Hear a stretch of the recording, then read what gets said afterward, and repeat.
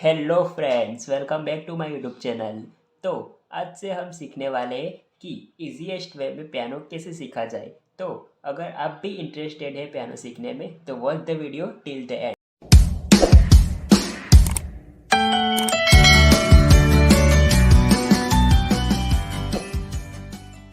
तो हम पहले बात करते हैं कि हमें क्या पता है। तो हम बचपन से सुनते आए कि हमारे टोटल 7 सुर है। सा, रे, ग, म, प, द, नी और सा। फिर से तो सा, तो फिर से इट मीन्स हमारे टोटल 7 सुर है, हम ऐसा सुनते आए हैं। पर ऐसा नहीं है, हमारे टोटल 12 सुर है। तो कैसे, तो हम आइए देखते हैं। जैसे कि मैंने कहा कि हमारे टोटल 12 सुर है, तो कैसे, तो हम देखते हैं कि ये पहले सा, रे, ग, म, प, द, नी, ये हुए 7। उसके अलावा है ये रे, ये ग, ये मा, द और ये नी। तो टोटल हो गए 12 सुर। तो अब इस वीडियो को देखने के बाद आप अपडेट हो जाने चाहिए कि हमारे 7 नहीं पर 12 सुर है। तो आगे देखते हैं कि क्या है। तो मैंने कहा कि हमारे टोटल 12 सुर है। तो उसमें से सा, रे, ग, म, प, द और नी, इसे शुद्ध स्वर कहा जाता है। शुद्ध स्वर। उसके बाद आता है रे, ग, द, नी। ये रे, ग, द और नी, तो इसे कोमल स्वर कहा जाता है। और ये मा, इसे कहा जाता है तीव्र सुर। अब बात करते हैं कि अचल सुर क्या है। तो अचल सुर, तो इसका मीनिंग ही उसके शब्द पर से आ जाता है कि अचल, जो चलित नहीं होता, जो बदला नहीं जा सकता, उसे अचल सुर कहते हैं। तो ऐसे 2 सुर है, एक सा और ये प। तो देखते हैं, जैसे कि ये सा, रे, ग, म, फिर उसके बाद प, जो अचल है। ये सा नहीं बदला और प नहीं बदला, दूसरा बदला जा सकता है, जैसे सा, रे, ग, म, प, द और नी। तो ये हो गए अचल सुर। तो ये तो बात हो गई पौराणिक संगीत की, कि जिसमें सारे गम पद निसा कहा जाता था। पर अब जमाना बदल गया है, तो उसके साथ कुछ बदलाव भी आते हैं। तो उस ऐसे ही तरह संगीत में भी कुछ बदलाव आए। तो अब नए जमाने के संगीत में ऐसे सारे गम पद निसा नहीं बोला जाता, पर उसके अलावा उस है तो सारे गम पद निसा ही, पर उसका नाम चेंज कर दिया है। तो आइए देखते हैं कि ये क्या है। तो पहले के ज़माने में जैसे सा, रे, ग, म, प, द, नी कहा जाता था। तो अब नए ज़माने में जो म्यूज़िक आया है उसे वेस्टर्न म्यूज़िक कहते हैं। तो वेस्टर्न म्यूज़िक क्या है, तो जैसे हम सा, रे, ग, म, प, द, नी है, उसी तरह वेस्टर्न म्यूज़िक में सी, D, E, F, G, A और बी है। तो समझाता हूँ कैसे। तो सा है, जो जो सा पहले के ज़माने में था, उसे अब वेस्टर्न म्यूज़िक में सी कहा जाता है। तो ये सी है। फिर रे, तो रे को कहा जाता है डी। फिर सा, रे, ग, तो ग को कहा जाता है ई। फिर म को कहा जाता है एफ। फिर प को कहा जाता है जी। फिर द को कहा जाता है ए और नी को कहा जाता है बी। तो सी, D, E, F, G, A और B.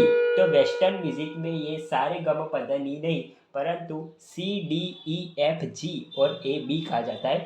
C, D, E, F, G, A, B. तो अब आपको समझ आ गई होगी।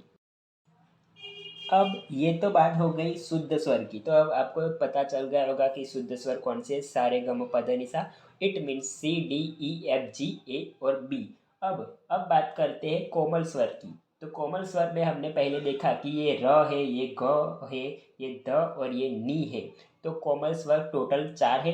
तो इसे आप स्क्रीन ऊपर देख पा रहे हैं कि नीचे एक लाइन की जाती है। तो ये भी रे है, सा, रे, ये भी रे है और ये भी रे है। तो इसे अलग दर्शाने के लिए नीचे एक लाइन की जाती है, आप स्क्रीन पर देख पा रहे हैं। इसी तरह ये रे, ये ग, ये हो गया द और ये नी हो गया।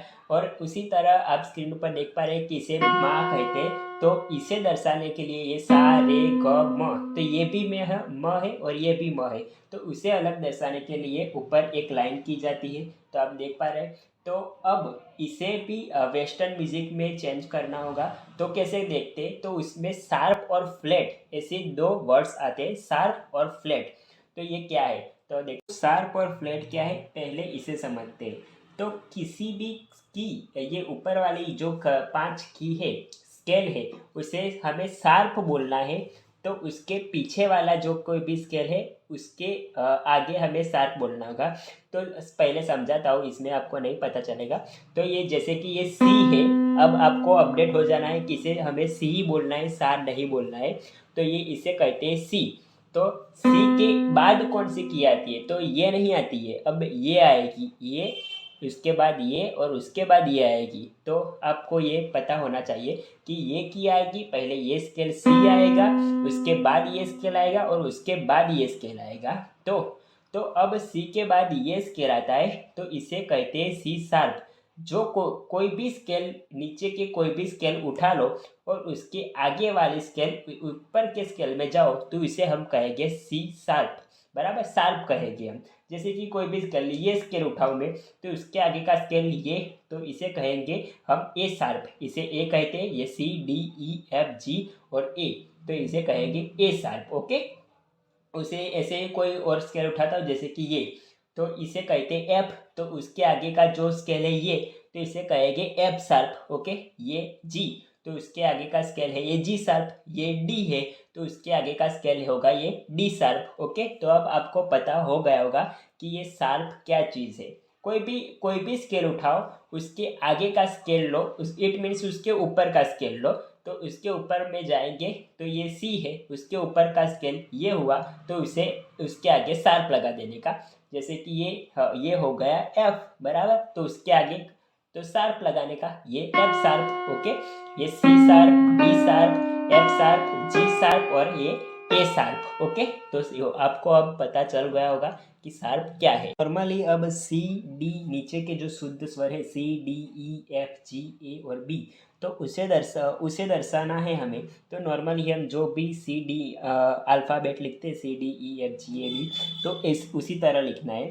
पर पर अब ऊपर के जो स्केल है उसे हमें दर्शाना है। तो जैसे हम गुजराती में दर्शाते थे, हिंदी में और गुजराती में जो भी है, तो उसे हम दर्शाते थे कि ये रे है, तो रे के नीचे एक छोटी सी लाइन करते थे। ये रे, फिर ये ग है तो उसके नीचे छोटी सी लाइन करते थे। ये म है तो उसके ऊपर एक छोटी सी लाइन करते थे। तो उसी तरह हमें अब वेस्टर्न में दर्शाना है। तो आप स्क्रीन पर देख पा रहे हैं कि ये सी शार्प, तो ऐसे शार्प ऐसे दर्शाते हैं। तो आपने देखा ये सी शार्प, ये डी शार्प, ये F sharp, G sharp, A sharp. तो इसे दर्शाने के लिए इस तरह का सिंबल यूज़ किया जाता है। अब बात करते हैं कि फ्लैट क्या है। तो जैसे अब आपको शार्प पता चला हुआ होगा, तो फ्लैट आसानी से आपको पता चल जाएगा।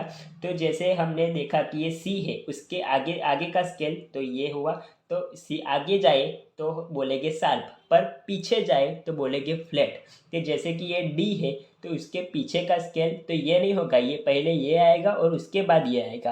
तो ये डी है, उसके पीछे जाएंगे तो ये आया, तो इसे बोलेंगे डी फ्लैट। पता चला? कोई भी स्केल उठाओ, जैसे कि ये है तो इसे कहेंगे जी, तो उसके आगे इसका स्केल कौन सा हुआ, ये, तो इसे कहेंगे जी फ्लैट। ओके, ये हुआ बी तो इसे कहेंगे बी फ्लैट। ओके, ये हुआ ई तो इसे कहेंगे ई फ्लैट। तो शार्प में आगे जाने का और फ्लैट में पीछे जाने का पता चल गया होगा आपको। अब ये हुआ डी फ्लैट हुआ, ये ई फ्लैट हुआ, जी फ्लैट, ए फ्लैट, बी फ्लैट। तो शार्प में आगे जाने का, जैसे कि ये सी है तो उसके आगे का स्केल ये हुआ, तो इसे कहेंगे सी शार्प। पर अब ये हुआ डी, इसके पीछे जाए तो ये स्केल हुआ, तो इसे कहेंगे हम डी फ्लैट। ओके, तो फ्लैट को दर्शाने के लिए आप स्क्रीन ऊपर देख पा रहे होंगे कि ऐसा छोटा बी जैसा निशान होता है। तो ये हुआ डी फ्लैट, ये हुआ ई फ्लैट, ये हुआ जी फ्लैट, ये ए फ्लैट और ये बी फ्लैट। तो अब आपको पता चल गया होगा कि वेस्टर्न म्यूज़िक में कैसे तरह के स्केल को दर्शाने के लिए कैसा सिंबल यूज़ होता है। तो ये तो बात हो गई शार्प और फ्लैट की। पर अब आपके मन में कन्फ्यूज़न हुआ होगा और नहीं हुआ होगा तो मैं भी आपको कन्फ्यूज़न उठाता हूँ कि इसे कहते हैं सी, उसके आगे का उसके ऊपर का ये स्केल है या आगे का स्केल, आगे का कहते हैं, तो उसके आगे का स्केल है ये सी शार्प। ओके, और उसी तरह ये डी उसके पीछे का स्केल है, इसे इसे कहते हैं डी फ्लैट। ओके, आगे जाए तो शार्प, पीछे जाए तो फ्लैट, अब आपको पता होगा। तो इसे सी शार्प भी कहते हैं और डी फ्लैट भी कहते हैं।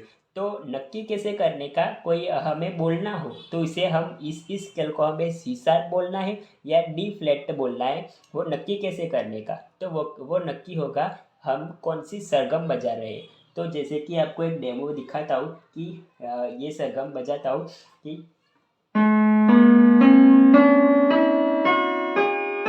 ये ए स्केल की मैंने सरगम बजाई।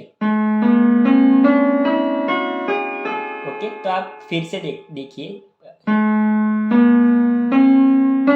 तो ये स्केल आया। तो इस सरगम में सी तो आता ही नहीं है, पर डी जो कोमल आ रहा है, ये डी कोमल आया। तो अब जो कोई भी स्केल कोमल आए तो उसे उसके ऊपर के जो कोई भी स्केल है उसे उस नाम से बुलाने का। जैसे कि मैंने ये ए स्केल की जो सरगम बजाई, तो इसमें डी आया, तो उसे कहेंगे डी फ्लैट। ओके, पर अब मुझे इसे शार्प बुलाना है, तो अब मैं सरगम बजाता हूँ जी शार्प की।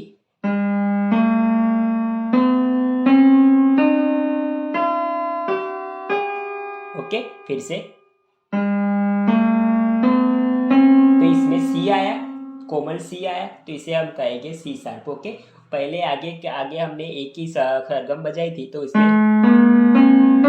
डी कोमल आया था, तो पहले हमने बोला डी फ्लैट। ओके, पर अब हम जी की बजाएंगे, जी की सरगम बजाएंगे, तो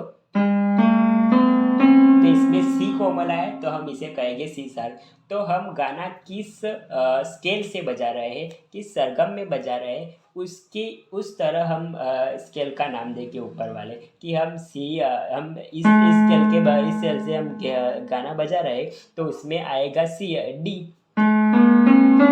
तो इसे हम कहेंगे डी फ्लैट। पर हम जी शार्प से गाना बजा रहे हैं, तो इसमें आ रहा है सी कोमल सी, तो इसे हम कहेंगे सी शार्प। तो अब आपको पता चल गया होगा।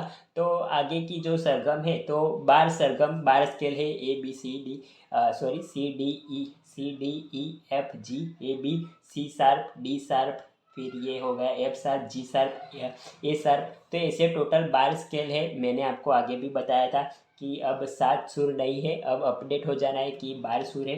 तो ऐसे ही बार स्केल है वेस्टर्न म्यूज़िक में, तो उस बार स्केल की पूरी सरगम मैं आपको सिखाऊंगा अगले वीडियो में। तो अब आपको वेस्टर्न म्यूज़िक में कुछ पता चल गया होगा कि शार्प क्या है, फ्लैट क्या है, ये नीचे के स्केल कौन से है।